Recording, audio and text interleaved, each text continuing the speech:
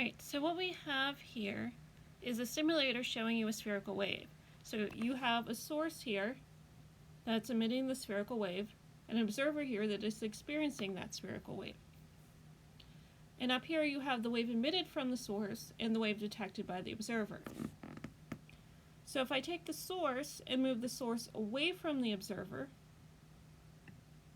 notice what is happening to the distance between the waves. The observer now experiences a wave that is longer than what the source is emitting.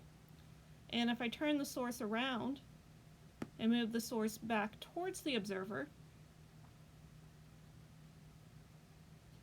you're going to start to see the wavelength decrease and be lower than what the source is actually emitting. Now I can put the source at rest, and I can make the same effect by moving the observer. So if I now take the observer and move the observer away from the source, you start to see the wavelength increasing compared to what the source is emitting. And then I can turn around and do the same thing and move the observer towards the source,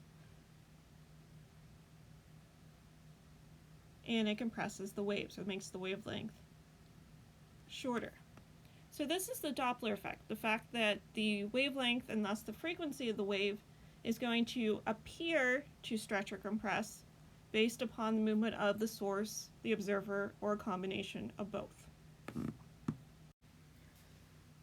So as I said earlier, the Doppler effect is the apparent shift in frequency if the observer and the source are moving relative to each other. The wavelength of the sound is going to increase and the frequency of the sound emitted by the source is going to decrease when either the observer or the source is moving away.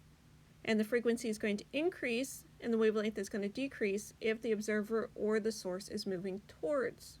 We are going to use the relationship below to calculate the frequency the observer actually hears compared to the frequency the source is actually emitting. So the plane V here is the speed of sound, and remember that's going to be the 343 meters per second unless you're told a specific temperature in the problem, or a different medium through which the sound wave is actually traveling. VO is the speed of the observer is moving, and that speed is going to be positive when moving towards the source and negative when moving away from the source. And then VS here is the speed of the source, and it's going to be positive when moving towards the observer and negative when moving away from the observer. And these plus and minus signs are independent of the sign that's already in the equation.